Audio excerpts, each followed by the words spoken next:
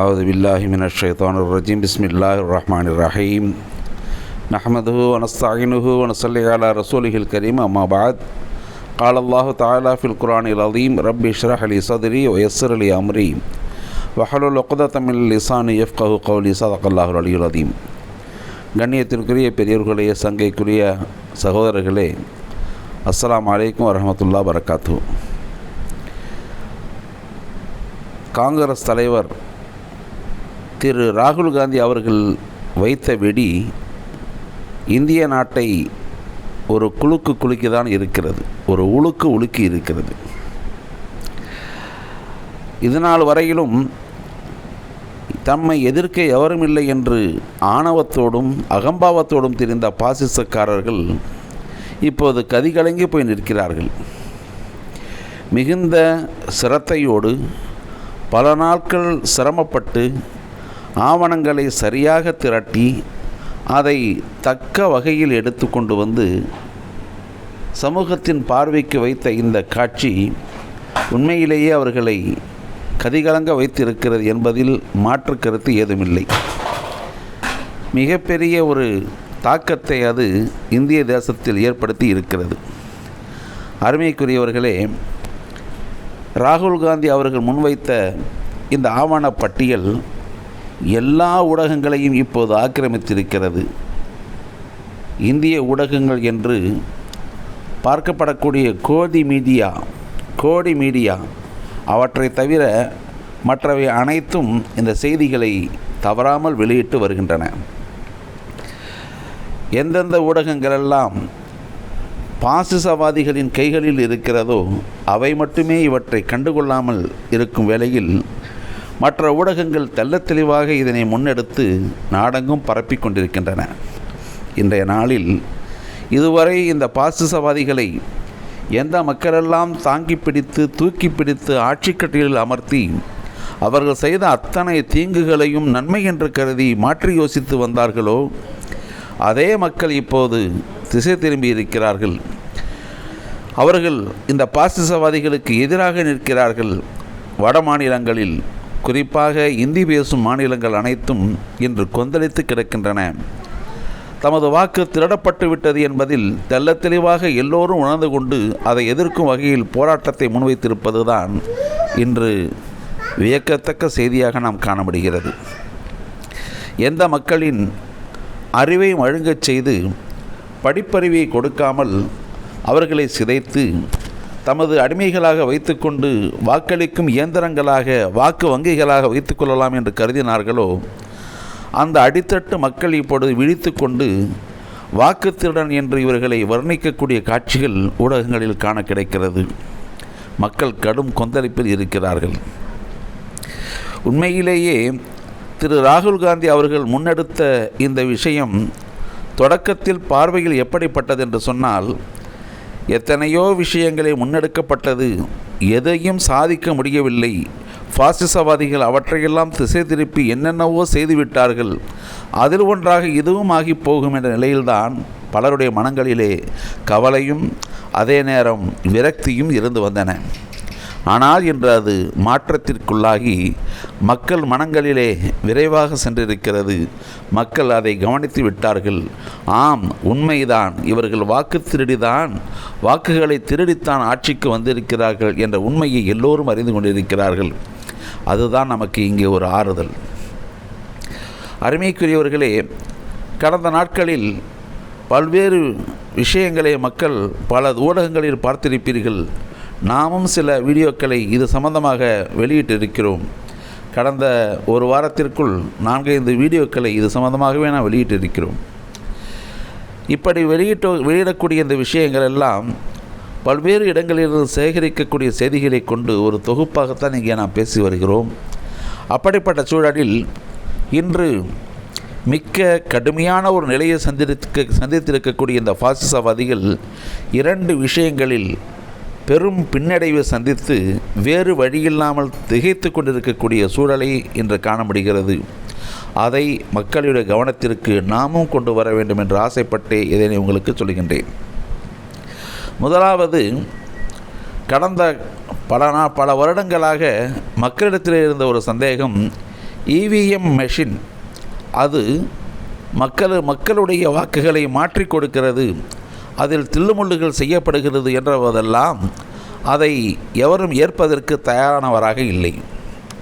அடுத்ததாக கடந்த 2014 தேர்தலுக்கு சற்று முன்பே தேர்தல் ஆணையத்தின் மீதே மக்களுக்கு சந்தேகம் தோன்றியது. அந்த சந்தேகங்கள் துளிர்விடத் தொடங்கிய அந்த காலத்திலேயே அவற்றையெல்லாம் யாரும் கண்டுகொள்ளவில்லை. ஆனால் செய்தி சொன்னவர்கள் சொல்லிக்கொண்டு தான் இருந்தார்கள். இவிஎம் ஒரு புறம், இன்னொரு புறம் தேர்தல் ஆணையம், இந்த இரண்டும் சேர்ந்து சரி செய்கின்றன. மக்கள் யாரை விரும்பி தேர்ந்தெடுத்தார்களோ அவர்களை விட்டுவிட்டு எவரை நிராகரித்தார்களோ அவர்களை கொண்டு வந்து பதவியில் அமர்த்துகிறார்கள் என்ற குற்றச்சாட்டு வலுப்பெற்று வந்தது. இப்போது அது நேரடியாக நிரூபிக்கப்பட்டு உண்மை வெளிவந்திருக்கிறது. அதுதான் இங்கே நாம் கவனிக்க வேண்டும். நாம் சுதந்திர கால வரலாற்றிலே அல்லது ஆங்கிலேய வரலாற்றிலே நாம் காணும்போது ஒரு விஷயத்தை நாம் அறிவோம். பானிபட் என்ற ஒரு இடத்திலே நடந்த ஒரு போர், மிகப்பெரிய போராக அது வர்ணிக்கப்படும். அந்த பானிபட் தற்போது ஹரியானா மாநிலத்தில் இருக்கிறது. அந்த பானிபட் மாவட்டத்திற்கு உட்பட்ட ஒரு கிராமத்தில் ஒரு உள்நாட்சி தேர்தலில் ஒரு ஊராட்சிக்கான தேர்தல் நடக்கிறது. அந்த தேர்தலிலே மோஹித் என்ற ஒருவர் போட்டியிடுகின்றார். அவரை எதிர்த்து குல்தீப் மாலிக் என்று இன்னொருவர் போட்டியிடுகின்றார். மேலும் சிலர் போட்டியிடுகிறார்கள். இப்போது வாக்குப்பதிவு முடிந்து வாக்கு எண்ணிக்கை நடைபெறுகிறது. இதிலே மோஹித் என்பவர் 51 வாக்குகள் கூடுதல் பெற்று வெற்றி பெற்றதாக அறிவிக்கப்படுகிறார். அல்லது வேறு சில வாக்கு வித்தியாசங்களிலே மோஹித் வெற்றி பெற்றதாக முதலில் அறிவிக்கப்படுகின்றார். இதை கேட்ட அவர் சந்தோஷ மிகுதியில் தன்னை சார்ந்தவர்களோடு கொண்டாட்டத்தில் இருக்கிறார். அப்படி இருக்கும்போது அந்த வாக்கு எண்ணிக்கை அதிகாரி மோஹித்தை திரும்ப அழைக்கின்றார். அருகில் கூப்பிட்டு சொல்லுகின்றார், நீங்கள் 51 வாக்கில் தோற்றுவிட்டீர்கள் என்று சொல்லுகின்றார். என்ன, இப்போதுதான் நான் வெற்றி பெற்றதாக சொன்னீர்கள், அதற்குள் மாற்றி சொல்கிறீர்களே என்றபோது, இல்லை, உங்களுக்கு தவறாக சொல்லப்பட்டுவிட்டது, 51 வாக்கு நீங்கள் பின்னால் இருக்கிறீர்கள், உங்களை குல்தீப் மாலிக் வென்றிருக்கிறார் என்று அங்கே சொல்லப்படுகிறது. இப்பொழுது தேர்தல் ஆணையத்தின் முன்னால் ஒரு நடைமுறை வர வேண்டும் என்று சொன்னால், வெற்றி பெற்றதாக அறிவிக்கப்பட்ட அவரோ அல்லது தோற்றதாக அறிவிக்கப்பட்ட இன்னொருவரோ தேர்தல் ஆணையத்தில் முறையிட்டு எங்கள் வாக்குகளை மீண்டும் எண்ணித்தாருங்கள், எங்களுக்கு சந்தேகம் இருக்கிறது என்று சொன்னால்தான் வாக்கு மீண்டும் எண்ணப்படும். ஆனால் இங்கே அப்படி எதுவும் இல்லாமல் தேர்தல் ஆணையரே, அந்த பகுதிக்கான தேர்தல் ஆணையரே அவரே முறையிடுகின்றார், அவரே சொல்லுகின்றார், வெற்றி பெற்றதாக அறிவிக்கின்றார். பிறகு ஆவணங்கள் தயாரிக்கப்பட்டிருக்கக்கூடிய அந்த சூழ்நிலை இடைவெளியிலே அவர் தோற்றதாக மறுபடியும் அறிவிக்கிறார். இந்த நிலை மோஹித்தால் ஏற்க முடியவில்லை. அவர் உடனடியாக அங்கே எதிர்ப்பை தெரிவிக்கிறார். ஒன்றும் நடக்கவில்லை. அதையடுத்து அவர் எல்லா வகையான போராட்டங்களையும் முன்னெடுக்கின்றார். சட்ட வழியை என்னவெல்லாம் செய்ய முடியுமோ அனைத்து எதிர்ப்புகளையும் தெரிவிக்கின்றார். மாவட்ட ஆட்சித்தலைவர், கீழ்கோர்ட், மேல் கோர்ட் என எல்லா இடங்களுக்கும் சென்று மனு போடுகின்றார். எதுவும் நடக்கவில்லை. மோஹித் தோற்றதாகவும் குல்தீப் மாலிக் வென்றதாகவும் அந்த தேர்தல் ஆணையர் அறிவித்ததை உறுதி செய்து கொண்டு போகிறார்கள். எவரும் இதை அணுகவில்லை. இப்படியே இது உயர் நீதிமன்றம், அடுத்து உச்ச நீதிமன்றம் என்று வருகிறது. அதுதான் நேற்றைய தினங்களில் நடந்த சம்பவம். உச்ச நீதிமன்றத்திற்கு வந்தபோது தற்போது உச்ச நீதிமன்ற தலைமை நீதிபதிக்கு அடுத்திருக்கக்கூடிய நீதிபதி அவர்கள் இந்த விசாரணையை மேற்கொண்டு தற்போது நடக்கும் சூழல்களையும் கவனத்தில் கொண்டு அப்படி என்னதான் இது நடந்திருக்கிறது, எப்படி இவர்கள் மாற்றினார்கள் என்று அதை அறிவதற்காக ஒரு ஆணை பிறப்பிக்கின்றார். அந்த ஊரில் நடந்த அந்த தேர்தலின் போது பதிவான வாக்குகளை கொண்ட அந்த இயந்திரத்தை உச்ச நீதிமன்றத்திற்கே கொண்டு வாருங்கள் என்று உத்தரவுப்படுகின்றார். அதாவது எந்த ஒரு வாக்குச்சாவடியில் வாக்குகள் பிரச்சனைக்குரியதாக ஆகிறதோ, எதிர்த்து வழக்குகள் போடப்படுகிறதோ, எதிர்ப்புகள் தெரிவிக்கப்படுகிறதோ, அந்த இயந்திரங்கள் அழிக்கப்படாமல் பாதுகாக்கப்படும். அந்த வகையில் பாதுகாக்கப்பட்டு வைத்திருக்கக்கூடிய அந்த இயந்திரங்களை நீதிமன்றத்திற்கே கொண்டு வாருங்கள் என்று உத்தரவு போடப்படுகிறது. அங்கு வந்த அந்த இயந்திரங்களை தேர்தல் அதிகாரிகளின் கைகளில் கொடுக்காமல் நீதிமன்றத்தின் வழியே சிலரை நியமித்து அவர்கள் வழியே அது எண்ணப்படுகின்றது. எண்ணினால் இப்போது 51 வாக்குகள் மேல் அதிகம் பெற்று எந்த மோஹித் தோற்று போனதாக அறிவிக்கப்பட்டாரோ அவர் வெற்றி பெற்றதாக அறிவிக்கப்படுகிறார். எந்த குல்தீப் மாலிக் வென்றதாக அறிவிக்கப்பட்டதோ அவர் தோற்றதாக அறிவிக்கப்படுகின்றார். இது நேரடியாக பல கண்காணிப்புகளுக்கு மத்தியில் கேமராக்களின் வழியே பதிவு செய்யப்பட்ட காட்சியாக உச்ச நீதிமன்றத்தில் நீதிபதிகளின் முன்னிலையில் நடந்த ஒரு விஷயம். இதில் தெள்ளத் தெளிவாக அங்கே நிரூபிக்கப்பட்டது தேர்தல் ஆணைய அதிகாரிகள் தவறு செய்திருக்கிறார்கள் என்பது நிரூபிக்கப்பட்டுவிட்டது. மேலும் இவிஎம் என்ற இந்த மெஷினை எப்படி வேண்டுமென்றாலும் மாற்றி அறிவிக்க முடியும் என்பதும் அங்கே புலனாகி போகிறது. நீண்ட காலமாக மக்கள் நினைத்து வந்த ஒன்று இப்பொழுது அங்கே உண்மை என்று ஆகிவிட்டது, நிரூபணம் ஆகிவிட்டது. இதுதான் பொய்யர்களின் புழுகு ஒரு நாள் விடியும் என்பதற்கு சாட்சியாக இன்று அமைந்திருக்கிறது. இந்த செய்தி இன்று இந்தியாவின் எல்லா பகுதிகளின் மக்களுக்கும் சென்றடைந்து கொண்டிருக்கிறது. மேலும் அருமைக்குரியவர்களே, தவளை தன் வாயால் கெடும் என்பது போல திரு ராகுல் காந்தி அவர்கள் வெளியிட்ட இந்த அறிவிப்புகளுக்கு பிறகு அதை எதிர்கொள்ள துணிவில்லாத பாஜக தன் பங்கிற்கு நேற்றைய தினத்தில் சில தகவல்களை முன்வைத்திருக்கிறது. குறிப்பாக அனுராக் தாக்கூர் என்ற பாஜக எம்பி ஒருவர் பல ஆவணங்களை முன்வைத்து, அதாவது ராகுல் காந்தி அவர்கள் எந்த வகையில் ஆவணங்களை முன்வைத்தாரோ அதே வகையில் சில ஆவணங்களை முன்வைத்து இவற்றையெல்லாம் காண்பித்து, நாங்கள் மட்டுமா தவறு செய்திருக்கிறோம், இதோ காங்கிரஸ்காரர்களும் கூட தவறு செய்திருக்கிறார்கள் தானே என்று சில ஆவணங்களை முன்வைத்திருக்கிறார்.